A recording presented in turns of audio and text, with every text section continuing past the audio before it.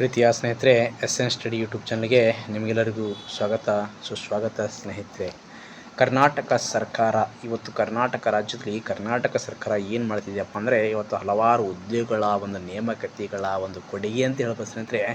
ಪ್ರಧಾನ ಮುಖ್ಯ ಅರಣ್ಯ ಸಂರಕ್ಷಣಾಧಿಕಾರಿ, ಅರಣ್ಯ ಪಡೆ ಮುಖ್ಯಸ್ಥರವರ ಕಚೇರಿ ಅಂತ ಹೇಳ್ತೀವಿ. ಅರಣ್ಯ ಭವನ 18 ಅಡ್ಡ ರಸ್ತೆ, ಮಲ್ಲೇಶ್ವರಂ, ಬೆಂಗಳೂರು ಅಂತ ಹೇಳ್ತೀವಿ ಸ್ನೇಹಿತರೆ. ಇಲ್ಲಿ ಇವರಿಗೆ ಅರಣ್ಯ ಮುಖ್ಯ ಏನಂದರೆ, ಇತ್ತೀಚೆಗೆ ಮುಂದಿನ ಒಂದು ನೆಕ್ಸ್ಟ್ ನೋಟಿಫಿಕೇಶನ್ ಏನಪ್ಪ ಅಂದ್ರೆ, ನಾವು ವಿಷಯಕ್ಕೆ ಬರ್ತೀನಿ ಸ್ನೇಹಿತರೆ. ನೇರವಾಗಿ ವಿಷಯಕ್ಕೆ ಬರೋಣ. ಕರ್ನಾಟಕ ಅರಣ್ಯ ಇಲಾಖೆಯಲ್ಲಿ ವಿವಿಧ ವೃತ್ತಗಳ ಹಂತದಲ್ಲಿ ಖಾಲಿ ಇರುವ 750 ಉಳಿಕೆ ಮೂಲ ವೃಂದದ 700 ಮತ್ತು ಕಲ್ಯಾಣ ಕರ್ನಾಟಕದ 50 ಅರಣ್ಯ ವೀಕ್ಷಕರ ಹುದ್ದೆಗಳ ನೇರ ನೇಮಕಾತಿ ಮೂಲಕ ಭರ್ತಿ ಮಾಡಲು ಅಧಿಸೂಚನೆಯನ್ನು ಹೊರಡಿಸಲು ಕುರಿತಾಗಿ ಒಂದು ನೋಟಿಫಿಕೇಶನ್, ಒಂದು ಫ್ಯಾಕ್ಸ್ ಸಂದೇಶ ಅಂದರೆ ಇದು ಅರಣ್ಯ ಇಲಾಖೆ ಆಫೀಸಿಂದ ಬಂದ ಒಂದು ಸುದ್ದಿಯಾಗಿದೆ ಅಂತ ಹೇಳ್ಬೋದು.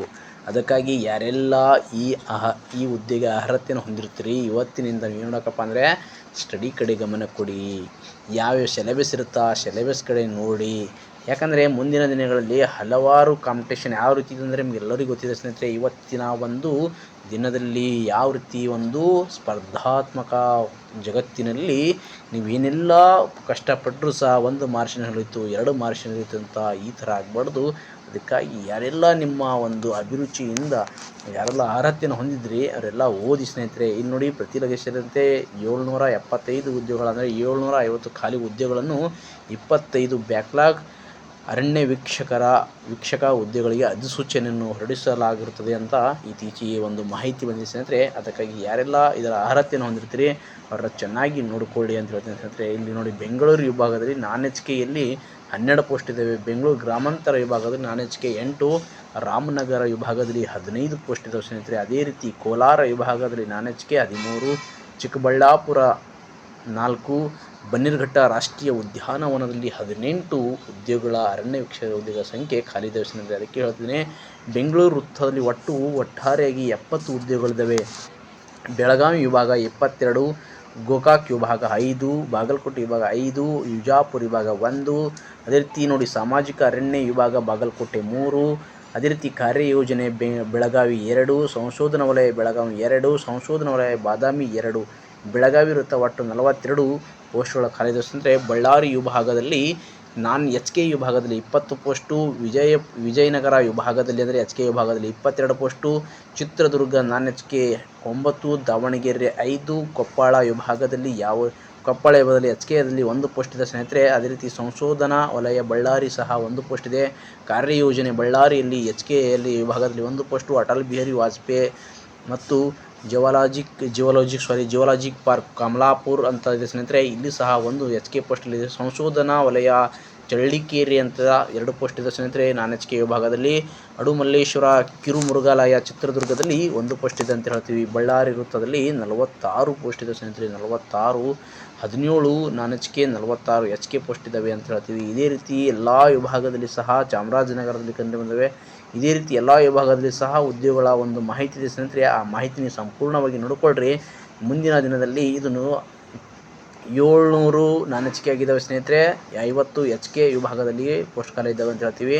ಅದಕ್ಕಾಗಿ ಯಾರೆಲ್ಲ ಅರ್ಹತೆಯನ್ನು ಹೊಂದಿದ್ದಿರಲ್ಲ ಅವರೆಲ್ಲ ಏನು ಮಾಡಿ, ಚೆನ್ನಾಗಿ ಓದೋ ಕಡೆ ಗಮನ ಕೊಡಿ ಅಂತ ಹೇಳ್ತಾ, ಇಲ್ಲಿ ನೋಡಿ ಆಲ್ಮೋಸ್ಟ್ ಅವರು ಏನು ಮಾಡಿದಾರಪ್ಪ ಅಂದರೆ ಆಗಸ್ಟ್ 1ನೇ ತಾರೀಕಿಂದ ಏನು ಮಾಡಿದ್ರು ಅಂದರೆ ಅಪ್ಲಿಕೇಶನನ್ನು ಕರೆದಿರೋ ಸ್ನೇಹಿತರೆ. ಆಗಸ್ಟ್ 1ನೇ ತಾರೀಕಿಂದ ನೋಡಿ, ಅರ್ಜಿ ಶುಲ್ಕ ಸ್ವೀಕೃತಿ ಕಾಲಮಿತಿ ಅಂತ ಕೊಡಿದೆ. ಅರ್ಜಿ ಸಲ್ಲಿಸಲು ನಿಗದಿಪಡಿಸಿರುವ ಪ್ರಾರಂಭ ದಿನಾಂಕ ಅಂತ ಕೊಟ್ಟಿದ್ದಾರೆ ಸ್ನೇಹಿತರೆ. ಆಲ್ರೆಡಿ ಅವ್ರು ಏನು ಮಾಡಿದ್ರಪ್ಪ ಅಂದರೆ ಅರ್ಜಿ ಸಲ್ಲಿಸುವ ಪ್ರಾರಂಭ ದಿನಾಂಕ 1/8/2026 ಸಮಯದಿಂದ ಅಂತ ಹೇಳಿದರೆ ಸ್ನೇಹಿತರೆ. ಅರ್ಜಿ ಸಲ್ಲಿಸುವ ಕೊನೆಯ ದಿನಾಂಕ 31/8/2026 ಅಂದರೆ 1ನೇ ತಾರೀಕು, ಆಗಸ್ಟ್ 1ನೇ ತಾರೀಕಿಗೆ ಅರ್ಜಿ ಪ್ರಾರಂಭವಾಗಿ ಆಗಸ್ಟ್ 31ನೇ ತಾರೀಕು ಏನಪ್ಪ ಅಂದ್ರೆ ಅರ್ಜಿ ಸಲ್ಲಿಸುವ ಕೊನೆಯ ದಿನಾಂಕ ಆಗಿರ್ತಾ. ಅರ್ಜಿ ಶುಲ್ಕ ಪಾವತಿಸುವ ಕೊನೆಯ ದಿನಾಂಕ ಅಂದರೆ 2/9 ಸೆಪ್ಟೆಂಬರ್ 2ನೇ ತಾರೀಕು ಏನಪ್ಪ ಅಂದರೆ ಅರ್ಜಿ ಶುಲ್ಕ ಪಾವತಿಯ ಕೊನೆಯ ದಿನಾಂಕವಾಗಿರ್ತದೆ. ಅದಕ್ಕಾಗಿ ಯಾರೆಲ್ಲ ಅರ್ಹತೆಯನ್ನು ಹೊಂದಿರ್ತೀರಿ ಅವರೆಲ್ಲ ಏನು ಮಾಡಿಯಪ್ಪ ಅಂದರೆ ಚೆನ್ನಾಗಿ ಓದೋ ಕಡೆ ಗಮನ ಕೊಡಿ. ನೋಡಿ, ಅರ್ಜಿ ಶುಲ್ಕ ಸಹ ಕೊಟ್ಟಿದ್ದಾರೆ ಸ್ನೇಹಿತರೆ. ಸಾಮಾನ್ಯ ಅರ್ಹತೆ ಪ್ರವರ್ಗ 2A, 2B, 3A, 3B ಪ್ರವರ್ಗ ಸೇರಿದ ಪುರುಷ ಅಭ್ಯರ್ಥಿಗಳ ಅರ್ಜಿ ಶುಲ್ಕ 200 ರೂಪಾಯಿ ಆಗಿದೆ ನೋಡಿ. ಅದೇ ರೀತಿ ಮಹಿಳಾ ಅಭ್ಯರ್ಥಿಗೆ, ತೃತೀಯ ಲಿಂಗಿ ಅಭ್ಯರ್ಥಿಗಳ ಅರ್ಜಿ ಶುಲ್ಕ 100 ರೂಪಾಯಿ ಆಗಿದೆ ಅಂತ ಹೇಳಿದ್ದಾರೆ.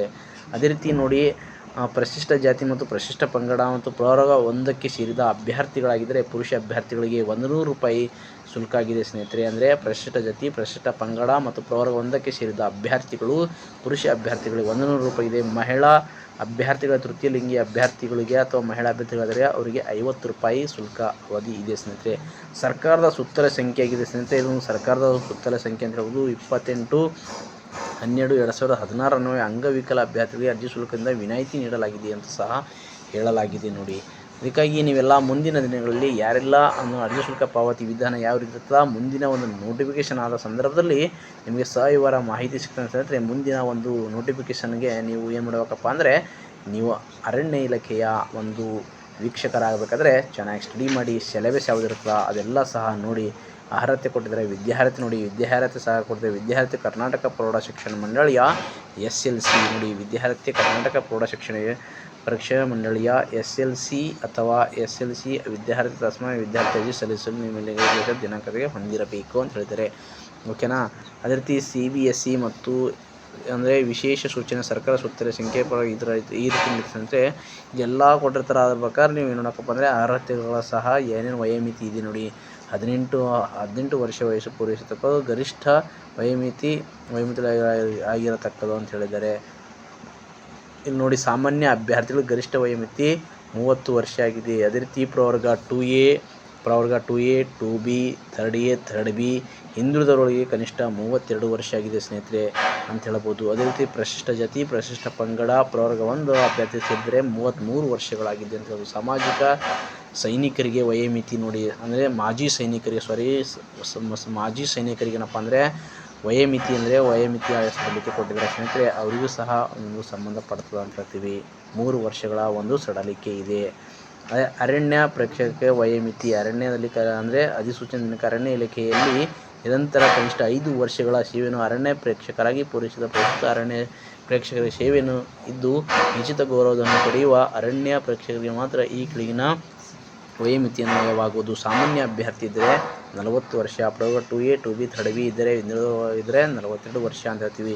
ಪರಿಶಿಷ್ಟ ಜಾತಿ, ಪರಿಶಿಷ್ಟ ಪಂಗಡ ಪ್ರವರ್ಗ 1 ಇದ್ದರೆ 43 ವರ್ಷ. ಈ ರೀತಿ ವಯೋಮಿತಿ ಸಹ ಕೊಟ್ಟಿದ್ದಾರೆ ಸ್ನೇಹಿತರೆ. ಅರ್ಜಿಗಳ ಪರಾಮರ್ಶೆ ನಡೀತು ಅಂತ ಹೇಳ್ಬೋದು. ಮತ್ತು ನೇಮಕಾತಿ ವಿಧಾನ ಯಾವ ರೀತಿ ಇತ್ತು ಆನ್ಲೈನಲ್ಲಿ ಹೊಂದಿರುತ್ತೆ ಸ್ನೇಹಿತರೆ. ಇಲ್ಲಿ ನೋಡಿ ಅವ್ರು ಏನು ಹೇಳಿದಾರಪ್ಪ ಅಂದರೆ, ಪ್ರಾಧಿಕಾರ ಅಭ್ಯರ್ಥಿಗಳು SLC ಅಥವಾ SLCಯಲ್ಲಿ ವಿದ್ಯಾರ್ಥಿ ತತ್ಸಮಾನ ವಿದ್ಯಾರ್ಥಿ ಗಳಿಸಿದ ಅಂಕಗಳ ಆಧಾರದ ಮೇಲೆ ನೋಡಿ, ಇಲ್ಲಿ ಏನು ಮಾಡಿದ್ರೆ ಮೆರಿಟ್ ಆಧಾರದ ಮೇಲೆ ನೇಮಕಾತಿ ನಡೆಸುವಂತೆ ವಿದ್ಯಾರ್ಥಿಯಲ್ಲಿ ಗಳಿಸಿದ ಅಂದರೆ ವಿದ್ಯಾರ್ಥಿಯು ತತ್ಸಮಾನ ಅಥವಾ SLCಯಲ್ಲಿ ಗಳಿಸಿದ ಅಂಕಗಳ ಆಧಾರದ ಮೇಲೆ 1:20 ಹುದ್ದೆ ಅಭ್ಯರ್ಥಿಯನ್ನು ಅನುಪಾತದಲ್ಲಿ ಶಾರೀರಿಕ ಮಾನದಂಡಗಳ ಪರೀಕ್ಷೆ, ಫಿಸಿಕಲ್ ದೈಹಿಕ ಮತ್ತು ತಾಳಿಕೆ ಪರೀಕ್ಷೆ, ಫಿಸಿಕಲ್ ಎಂಜುರೇಷನ್ ಟೆಸ್ಟ್ ಮತ್ತು ದೈಹಿಕ ಕಾರ್ಯ ಸಾಮರ್ಥ್ಯ ಫಿಸಿಕಲ್ ಎಫಿಷಿಯನ್ಸಿ ಟೆಸ್ಟ್ ಪರೀಕ್ಷೆಗಾಗಿ ಅಭ್ಯರ್ಥಿಗಳ ವೃತ್ತ ಮಟ್ಟದ ಅರ್ಹತಾ ಪಟ್ಟಿಯನ್ನು ಸಿದ್ಧಪಡಿಸಿ ಪರೀಕ್ಷೆಗಳ ಕುರಿತು ದಿನಾಂಕವನ್ನು ಕಾಲಕಾಲಕ್ಕೆ ಕರ್ನಾಟಕ ಅರಣ್ಯ ಇಲಾಖೆ ಅಧಿಕೃತ ಜಾಲತಾಣವಾದ ಅವರ ಅರಣ್ಯ ಇಲಾಖೆಯ ಕೆಳಭಾಗದಲ್ಲಿ ನೇಮಕಾತಿ ಶೀರ್ಷಿಕೆ ಮೂಲಕ ಅವರ ಕುರಿತು ಇಲಾಖೆಯ ವತಿಯಿಂದ ಅಭ್ಯರ್ಥಿಗಳಿಗೆ ಯಾವುದೇ ಪತ್ರ ವ್ಯವಹಾರ ನಡೆಸಲಾಗುವುದಿಲ್ಲ ಎಂದು ಹೇಳಿದರೆ ಸ್ನೇಹಿತರೆ. ಇದು ಸಹ ಇಂಪಾರ್ಟೆಂಟು. ನೇಮಕಾತಿಗಳು ಯಾವ ರೀತಿ ಮತ್ತು ಪುರುಷ ಅಭ್ಯರ್ಥಿಗಳು ಎಷ್ಟು ಎತ್ತರ ಇರಬೇಕಂತ ಹೇಳಿದರೆ ಸ್ನೇಹಿತರೆ, ಇದು ಸಹ ನೀವು ಭಾಳ ಇಂಪಾರ್ಟೆಂಟ್ ಆಗಿರ್ತಲ್ಲ. ಒಂದು ಯಾರೆಲ್ಲ ಅರ್ಹತೆ ಹೊಂದಿರ್ತಿರಲ್ಲ ನೋಡಿ, ಇಲ್ಲಿ ಪುರುಷ ಅಭ್ಯರ್ಥಿಗಳಿದ್ದರೆ ದೇಹದೃಢತೆ, ಇತರೆ ಪ್ರವರ್ಗಗಳ ಅಭ್ಯರ್ಥಿಗಳು ಅರಣ್ಯ ಬುಡಕಟ್ಟು ಮತ್ತು ಅರಣ್ಯ ಪಂಗಡ ಪರಿಶಿಷ್ಟ ಅಂತ ಹೇಳಿದ್ವಿ. ಕನಿಷ್ಠ ಎತ್ತರ 63 ವರ್ಷ ಮತ್ತು ಕನಿಷ್ಠ 152 ಸೆಂಟಿಮೀಟರ್ ಅರಣ್ಯದಲ್ಲಿದ್ದರೆ ಸಾಮಾನ್ಯ ಸ್ವೀಕೃತಿಯಲ್ಲಿ ಕನಿಷ್ಠ 79 ಸೆಂಟಿಮೀಟರ್, ಎದೆ ಕನಿಷ್ಠ ಹಿಗ್ಗುವಿಕೆ 5 ಸೆಂಟಿಮೀಟರ್ ಈ ರೀತಿ ಇರ್ತದೆ ಸ್ನೇಹಿತರೆ. ಈ ರೀತಿ ಎಲ್ಲವನ್ನು ಏನೇನು ನಮಗೆ ಅರ್ಹತೆ ಇರುತ್ತೆ ಎಲ್ಲವನ್ನು ಸರಿಯಾಗಿ ಚೆನ್ನಾಗಿ ನೋಡಿಕೊಳ್ಳಿ ಅಂತ ಹೇಳ್ತೀನಿ. ಓಕೆನಾ.